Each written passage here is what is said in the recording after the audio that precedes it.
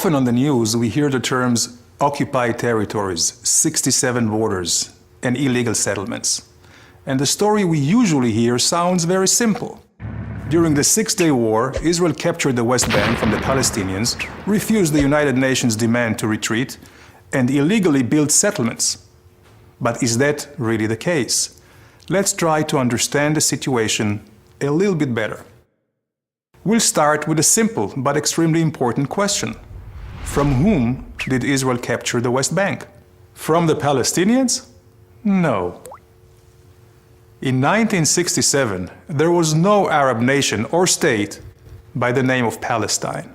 Actually, was there ever? Israel took over the West Bank from Jordan in an act of self-defense, after Jordan joined a war launched by Egypt and Syria to destroy Israel. Oh, by the way, destroying countries is rather illegal. The United Nations back in 1967 rejected repeated Arab and Soviet attempts to declare Israel as the aggressor.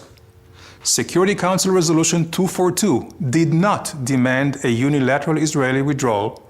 Rather, the United Nations called for negotiating a solution which would leave Israel with secure and recognized boundaries. In effect, defensible borders. But wait a second, what was Jordan doing in the West Bank in the first place? What was its legal justification? Well, Jordan had It had no legal justification. Jordan simply occupied it during its previous attempt to destroy the newly established State of Israel in 1948, changing the commonly accepted name Judea and Samaria to the West Bank. But that did not really convince anybody. And almost no one recognized the legality of Jordan's occupation, not even any of the other Arab states. So, if Jordan had no legal claim to the land, and a Palestine did not exist, whose territory is it? Let's go a little further back in time. Don't worry, not to the days of the Bible, only about 100 years.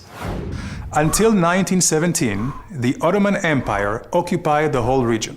After losing in World War I, the Ottomans relinquished their 500-year control to the Allied forces, which decided to divide the old empire into countries.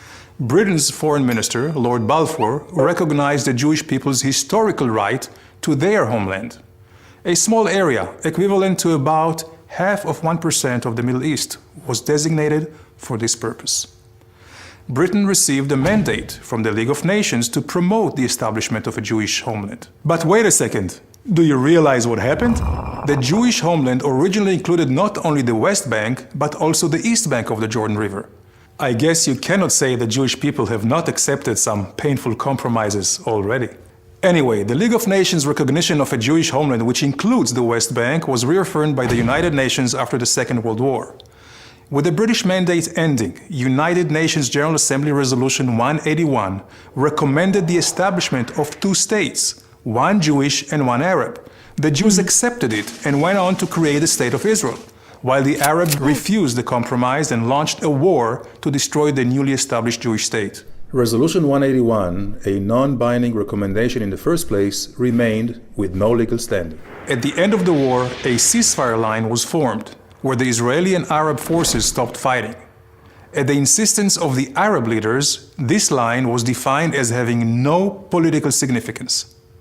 So, although this line is commonly referred to as the 1967 border, it is not from 1967, and it was never an international border. This is why a more exact legal definition for the West Bank, according to international law, is really the same as in so many other areas where there are or were territorial disputes, but which are not defined as occupied.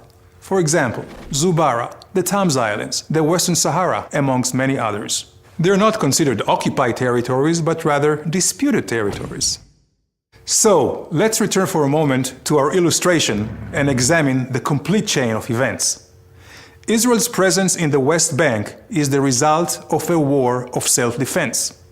The West Bank should not be considered occupied because there was no previous legal sovereign in the area, and therefore, the real definition should be disputed territory. The 1947 partition plan has no current legal standing, while Israel's claim to the land was clearly recognized by the international community during the 20th century. That is why the presence and construction of Israeli settlements in the West Bank should not be considered illegal. These are not just my own opinions. They are based on conclusions made by world-renowned jurists like Professor Eugene Rostow, Justice Arthur Goldberg, and Stephen Schwebel, who headed the International Court of Justice. So what's the solution for the dispute over the West Bank? Unfortunately, there is no magic solution. But the only way a solution will ever be reached is if we base our negotiations on legal and historical facts. So please, let's stop using the terms occupied territories and 67 borders. They're simply not politically correct.